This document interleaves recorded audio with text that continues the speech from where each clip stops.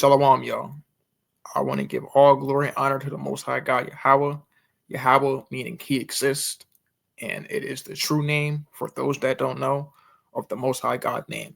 And I do so by Hashem, Hamashiach Yahushai, meaning in the way of Jesus Christ, right? Jesus Christ, real name in the Paleo Hebrew is Yahushai, right? We're going to be going into today who the tribe of Judah is. And I want to start it off with a quick precept, as you can see on the screen, right?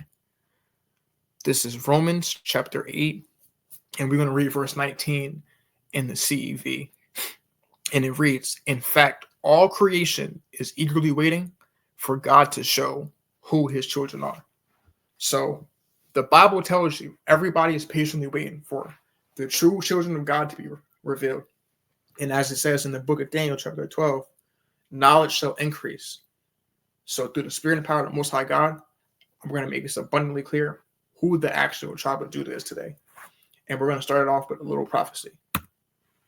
We have the dispersion, right? Because it tells you in the book of Isaiah, you shall leave your name for a curse. But how exactly does that happen? In the book of Micah, it talks about in the end time, the house of the Lord will be established. But before that happens, first, we have to pay for our sins. And one of the ways we have to pay for our sins is getting kicked out of the land and losing our heritage. And I'm going to start at Micah chapter 4 and verse 9. It says, "But why are you now screaming in terror? Have you no king to lead you? Have your wise people all died? Pain has gripped you like a woman in childbirth, wreathed and growing like a woman in labor, you people of Jerusalem. For now you must leave the city to live in the open country." And the KJV, it translates to the field, but I like the way this is rendered in open country, because that open country is a place uninhabited, in which is West Africa, because you don't start to see too many civilizations start to happen until around circa 13th, 12th century, as far as kingdoms. And you see these group of peoples with Hebraic customs starting to build up, in which we'll show in the next slide. And then it says, "You will soon be sent into exile in distant Babylon." Now, why do I like this version a little better? Because it says Babylon in the KJV, but right here it says distant Babylon, showing you that it's not actually talking about the same type of Babylon, because Babylon isn't too far from Jerusalem. It's not that far. It says distant Babylon, showing you a different type of Babylon. Or like how it says in Revelation 11 and 8, that is spiritually like Sodom and Egypt. So it's a spiritual type of thing, in which we'll get into, right? But let's talk about it furthermore. What's that place or that open country? It's West Africa. How do we somewhat know that? Because after 70 AD, we went westward. And even in the book of Jeremiah, chapter 18, it talks about the Most High scattering us with an east wind. The east starts from the right and it goes to the left. We were kicked out of the homeland. Where do we go? Into Egypt, and started to span more and more west and west. And as you can see in this map, right, this is a map of Negro land. In 1747, you see the slave coast. But more than that, if you look above it, you see Ouida. What's the significance of that? Ouida is a transliteration of Judah, showing you that this is a Hebraic people in the slave coast. What significance that has? We take a look at the dispersion continue. It talks about how 2 million of the 12.5 million, or around 16% of African Americans, were transferred to the America from this coast alone. Think about that. That's something in which they don't teach us in school and we never know about. They always tell us we're from Africa, but what part of Africa? Just this information alone tells you 16%, around 20 a day from the start of slavery until the end of slavery, were transferred to Americas. But let's further dive into it, right? Let's get into some prophecy in which is said to happen, showing you that we are the people of the book. This is Deuteronomy chapter 28 and verse 68. But before I get into that, I want to give a little context.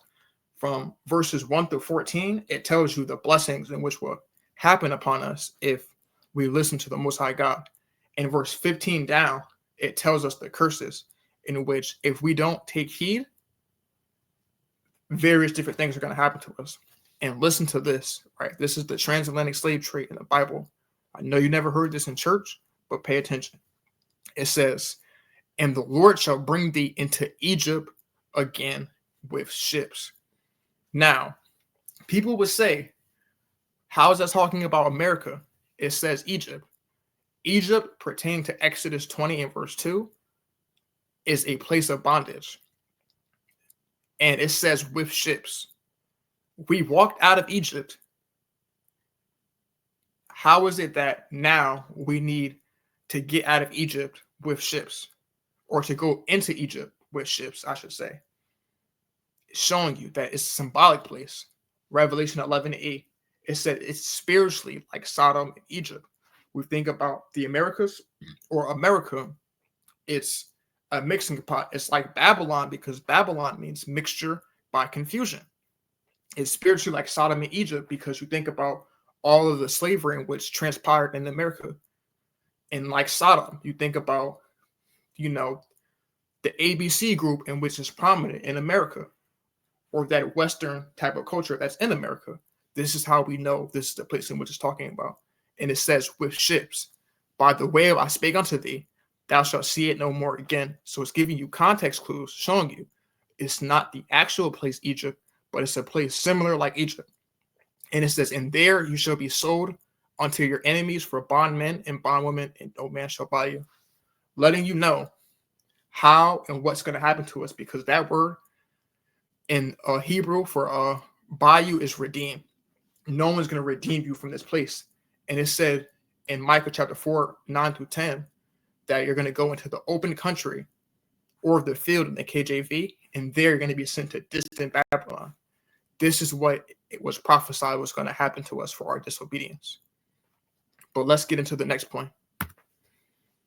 Specifically, now that we know throughout history how we're the tribe of Judah, let's go into some prophecies in which it's going to be fitting on the tribe of Judah, so you know it's them.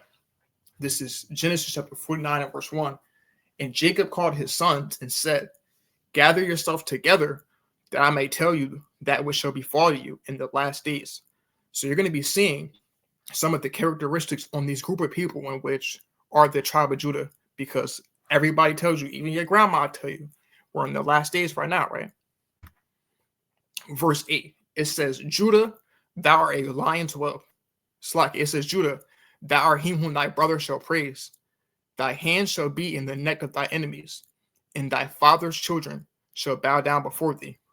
Let's take a look at this in the Hebrew for the word for praise, right? Because this is important. When you look at the word for praise, it's Strong's H 3034, which means yada. Is used only as a denominative form in H3027, literally to use, i.e. hold out the hand physically to throw a stone, an arrow, at or away. And it says right here, in which we'll focus on, especially to revere. A lot of us don't have college education, so what does it mean to revere? When you revere something, you regard it with deep respect and veneration. Veneration is a sense of respect or in awe inspired by the dignity, wisdom, dedication, or talent of a person. The African American is revered. How? Fear, right? Everybody talks about, oh, you don't want to be like them Black Americans because they're rebellious, X, Y, and Z, they're lazy. There's a fear with them, even to the point, right? And as we'll talk about a little later, you have a person by the name of J.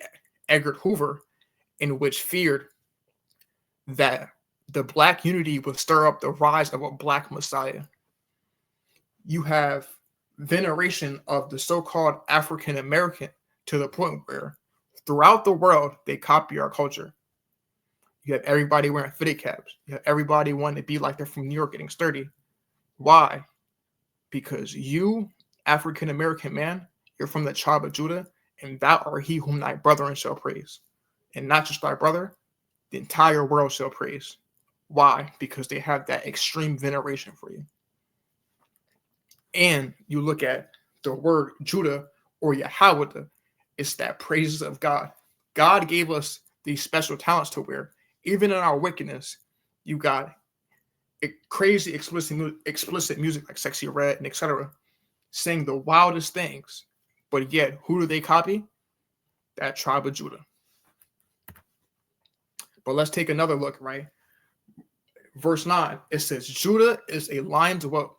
From thy prey, my son, thou art going up. He stooped down, he couches as a lion, and as an old lion, who shall rouse him up? Before we get into breaking down the rest of it, what exactly does it mean to be like a lion? Because that's the crucial part, right?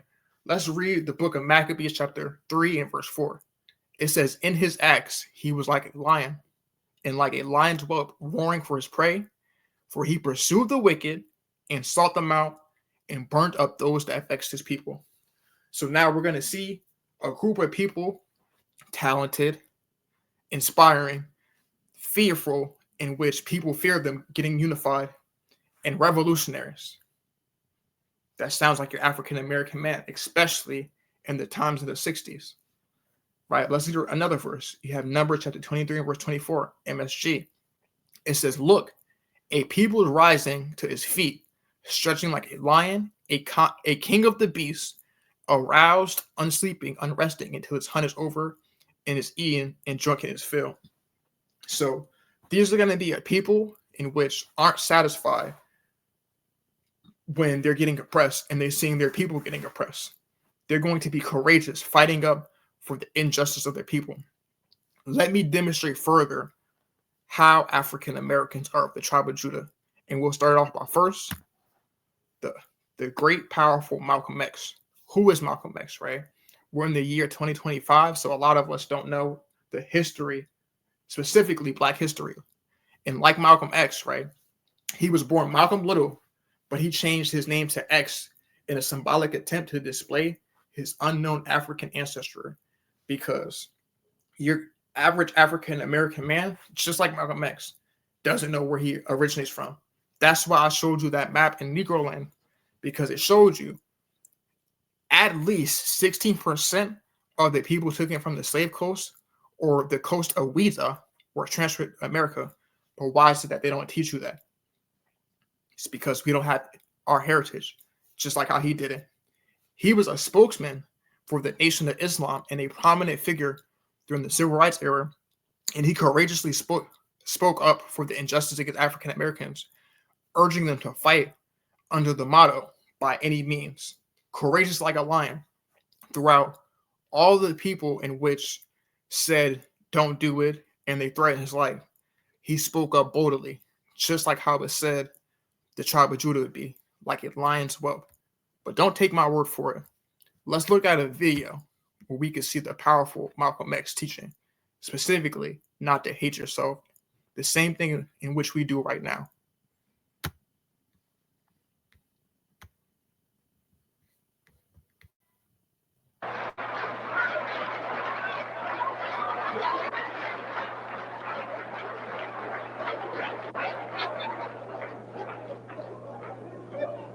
Who taught you, please, who taught you to hate the texture of your hair?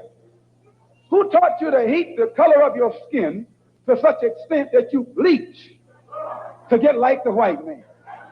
Who taught you to hate the shape of your nose and the shape of your lips? Who taught you to hate yourself from the top of your head to the soles of your feet? Who taught you to hate your own kind? Who taught you to hate the race that you belong to? So much so that you don't want to be around each other. No, before you come asking Mr. Muhammad, does he teach hate? You should ask yourself, who taught you to hate being what God gave you?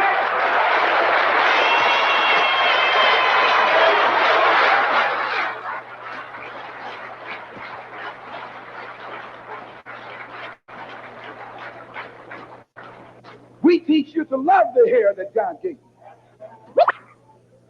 Here you way out in the middle of the ocean, can't swim, and you worried about someone that's in the bathtub and can't swim.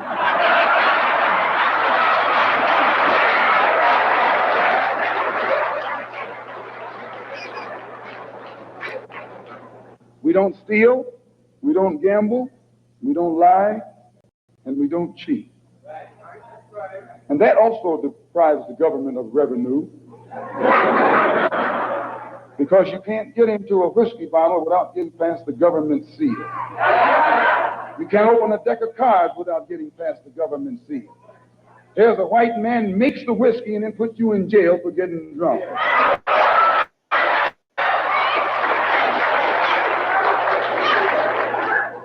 He sells you the cards and the dice and puts you in jail when he catches you using them. So he's against us because we fix it where he can't catch you anymore.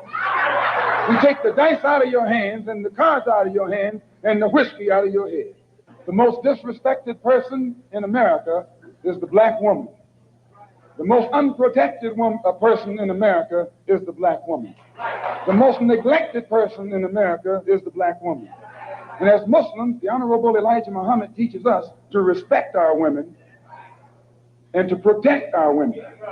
And the only time a Muslim really gets real violent is when someone goes to molest his woman. We will kill you for our woman. I'm making it plain, yes. We will kill you for our woman. We believe that if the white man will do whatever is necessary to see that his woman gets respect and protection, then you and I will never be recognized as men until we stand up like men and place the same penalty over the head of anyone who puts his filthy hands out to put in the direction of our women.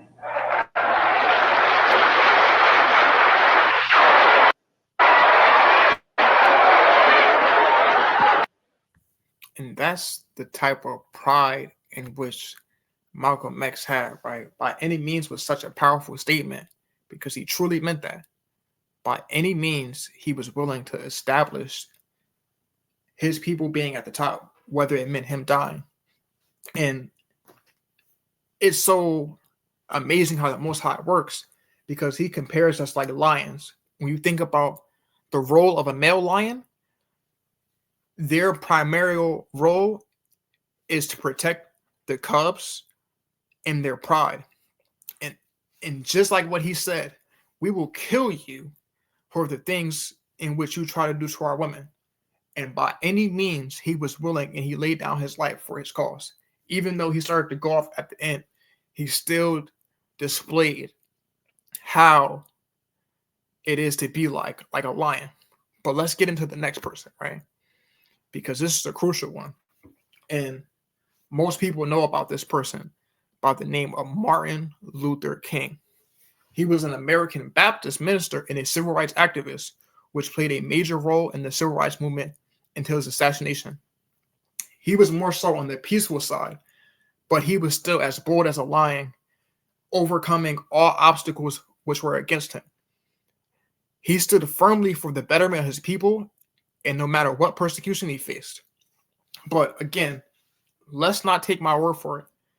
It's very important that I'm showing you these videos because it talks about he that controls images controls power, etc. When you actually get to see these for yourself, it shows you how bold these people were. Let's take a look at this video.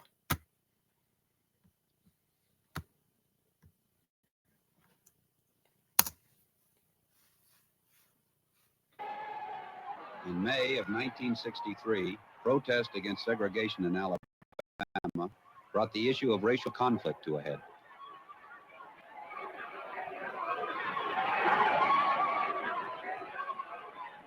Frustration and discord are burning in every city, north and south. Where legal remedies are not at hand, redress is sought in the streets, in demonstrations, parades, and protests, which create tension and threaten violence and threaten lives. We face, therefore, a moral crisis as a country and a people. It cannot be met by repressive police action. It cannot be left to increase demonstration in the streets. It cannot be quieted by token moves or talk. It is a time to act, in the Congress, in all of our daily lives. It is not enough to pin the blame on others, to say this is a problem of one section of the country or another, or to pour the facts that we face. A great change is at hand. And our task, our obligation, is to make that revolution, that change, peaceful and constructive for all. Those who do nothing are inviting shame as well as violence. Those who act boldly are recognizing right as well as reality. This is one country. It has become one country because all of us and all the people came here had an equal chance to develop their talent. We cannot say at 10% of the population, you can't have that right. Your children can't have the chance to develop whatever talents they have. But the only way that they are going to get their right is to go in the street and demonstrate. I think we owe them and we owe ourselves a better country than that.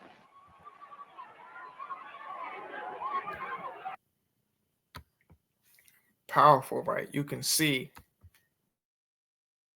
they're hitting them with fire hose. They're doing this, right? These people aren't being rebellious. They aren't Slovakia, right? These people weren't being rebellious. They weren't fighting angrily. They were just marching. It was a peaceful protest, but yet they revered these people so much that they hit them with holes, they put them in jail, and etc.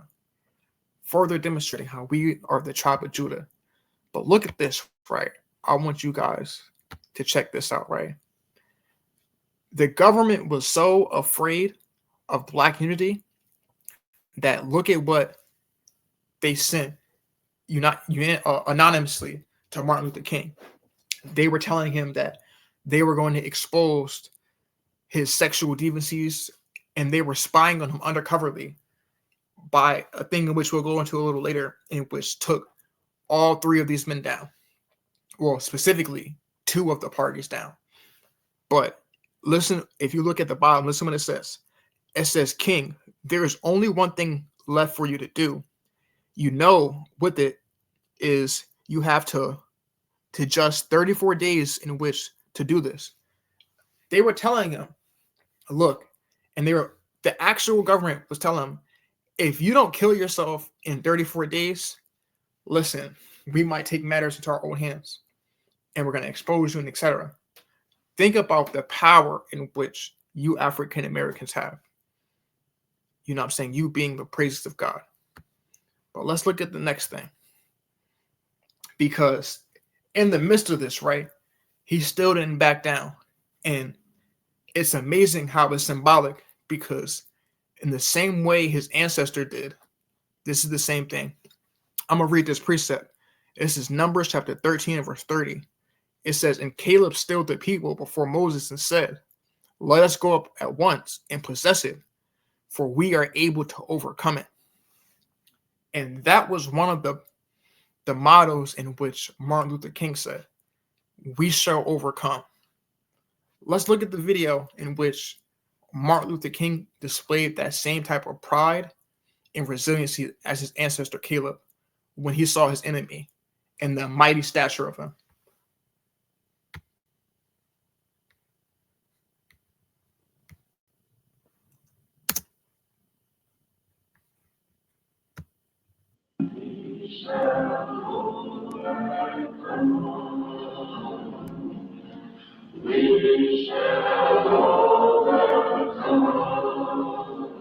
There's a little song within our breasts with words of hope and love.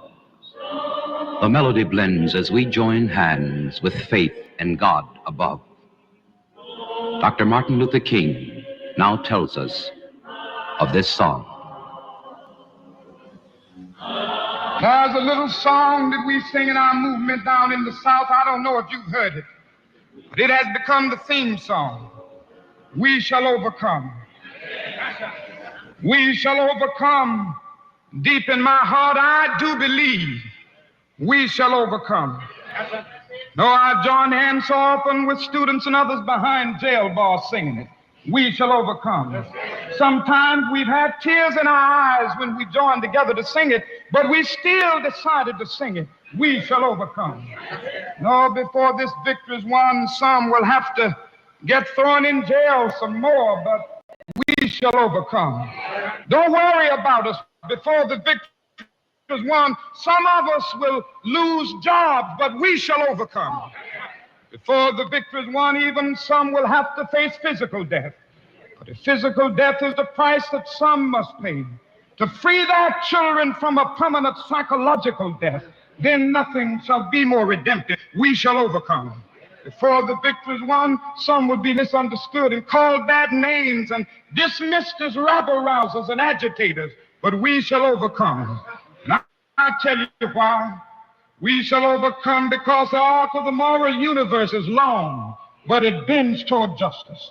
We shall overcome because Carlyle is right.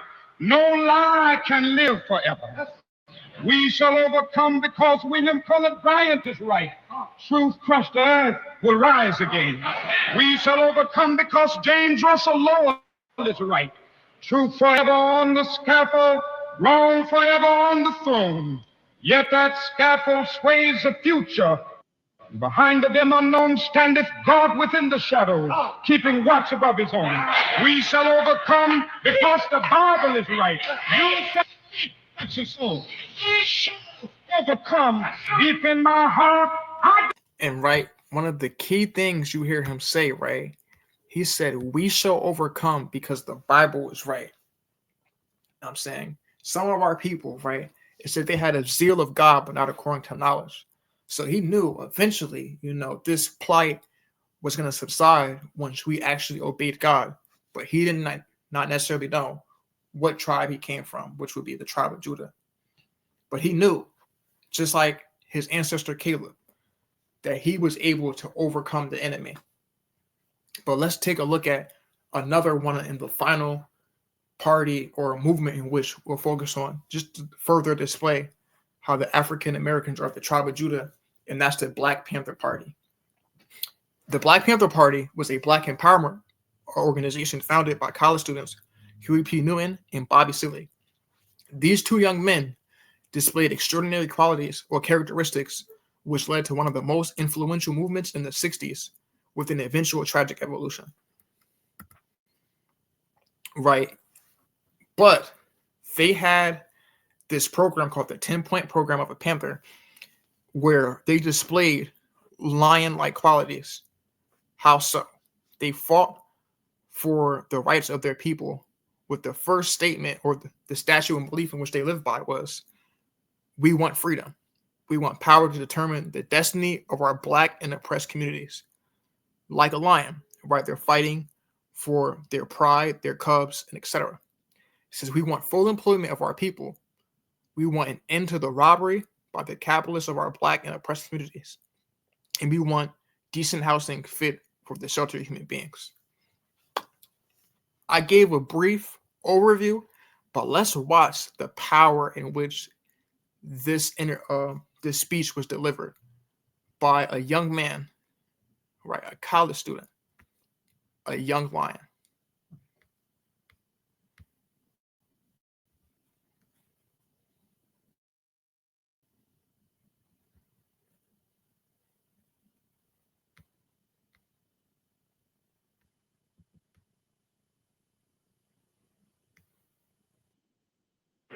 I got to explain to you also your soul, your needs, your political desires and needs, because that is Huey's soul. When we first organized the Black Panther Party for Self-Defense, Huey said, Bobby, he says, we're going to draw up a basic platform, just basic, that black people can read. He says, we don't want to go real elaborate with all these essays and dissertations and all this stuff, because the brother gonna look at that and he say, man, I ain't got time for that. I gotta go see what I can do for myself. It's just a basic platform that the mothers who struggle hard to raise us, that the fathers who worked hard, that the young brothers in school who come out of school semi-illiterate, you say we want freedom, we want power to determine the destiny of our black community, full employment for our people. Number 3, we want housing fit decent housing fit for shelter of human beings. Number 4, we want all black men to be exempt from military service. Number 5,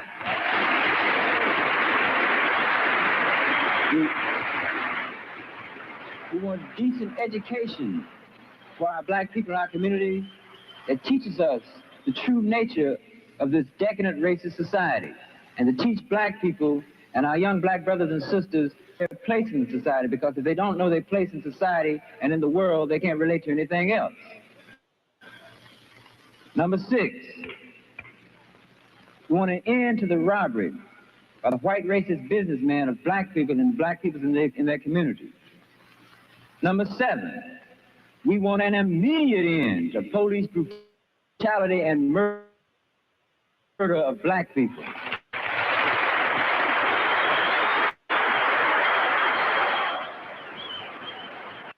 Number 8, we want all black men held in county, state, federal jails and prisons to be released because they have not had a fair trial, because they've been tried by all white juries, and that's just like being tried in Germany being a Jew. Number 8, we want black people, number 9, when brought to trial, to be tried by members of their peers. And a peer being one who comes from the same economic, social, religious, historical, and racial background. If the United States government and the courts and the local courts did this, they would have to choose black people from the black community to sit up on the jury. They'd have to choose some of them mothers done. They have to choose some of them hard-working fathers. They have to choose some of those brothers who stand on the block out there wondering where they're going to get a gig. They're going to have to choose these black people. And number 10, he would say, let's just summarize it. We want housing, we want clothing, we want education, we want justice, and we want peace. This is a basic platform. In case you never knew it or not, of all the things that you've heard in the press, of all the derogatory statements that's been made in the press about Brother Huey P. Newton and I, of all these derogatory statements to guide you away from seeing this basic platform that Huey was talking about for his own people. We have to learn to look through the white press. We have to learn to see what's going on. Now, out of this platform, Huey P. Newton realized that it was necessary for us to start working on these points, these 10 points, practically. Remember number 7? We want an immediate end to police brutality and murder of black people. This is very, very important. And here, whether you know it or not, is where you start dealing with the black revolution. When Huey says every black man put a shotgun in your home, and once we let the man know, say, look, we armed from block to block, and we're going to patrol you from our windows. And we're not going to have you brutalizing none of our people in the streets. Do you realize what kind of power black people have then? Because you begin to neutralize the police force, because them cops going to start riding shaky and scared. In fact, we're in a position then to demand that they withdraw from our community because they occupy our community just like a foreign troop occupies. And right, you can see how militant and how serious they were, right? They were willing to fight the police, right? And this is a talent in which the Most High gave to the tribe of Judah, right?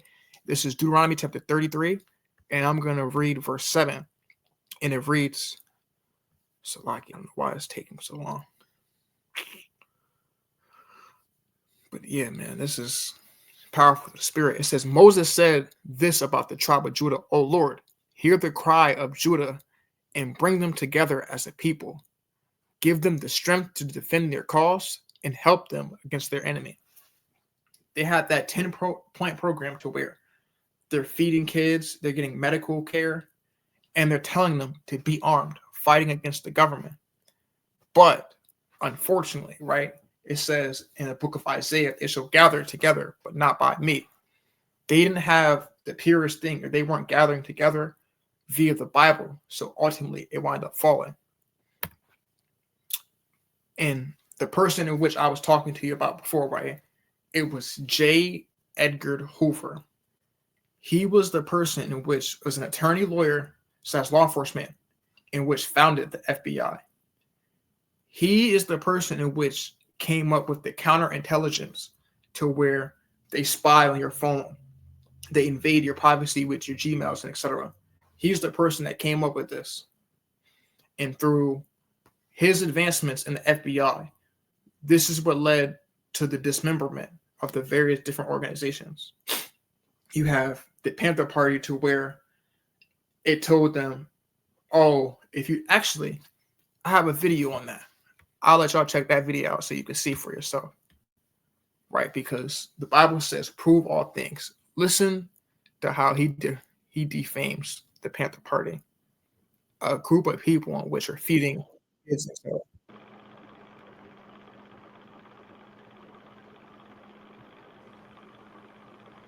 The Black Panthers are recruiting criminals and hoodlums and encouraging them to engage in a broad range of terrorist activities.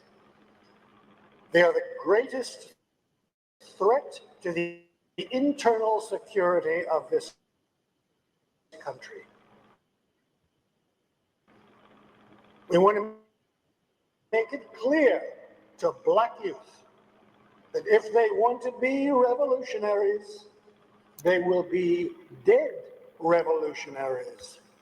That's the fear he had, right? The reverement, like how it says in the book of Genesis. They were so afraid that they had to push that they're criminal. These are people just fighting for injustice. They're criminal. They're this, they're that. And they said, I want to make it clear, if you want to be a Panther and a revolutionary, you will be a dead one. And right, and we see this same sentiment happening through all the various different movements in the 60s. That's why I mentioned Malcolm X, Martin Luther King, and the Black Panther Party movement, because all of them ended as an old lion. And what does that quite mean, right? When something dies like an old lion. Let's check that out, right? Some of the characteristics in which you see in an older lion, right? You see malnutrition, right? And you think, how does that apply to the tribe of Judah? We're malnutrition because we have become so accustomed to people teaching us about our history and assimilating into various different things and going to them for the need of all things. Like an old lion, when he gets old, he becomes malnutrition because he has to depend on the cubs and other people or other things so he gets his nutrients. And then you think about the scars, in which are the most important thing. With that Coin Pro, they spread so much slander on our various different groups, like the church, like the Black Panther Party, like the Nation of Islam, or being a Muslim in general. We don't trust anything.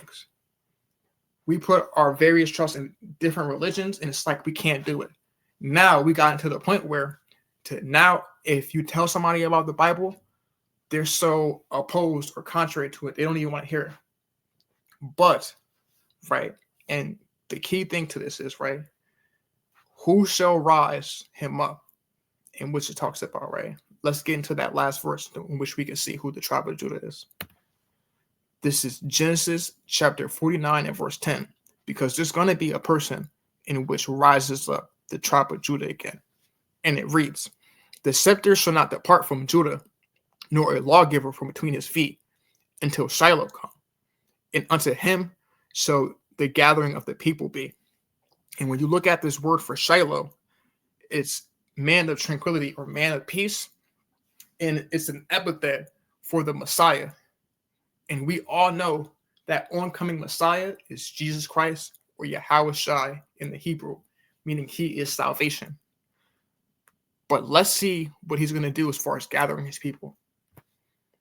This is 2 Thessalonians chapter 1 and verse 6-7 in the MSG.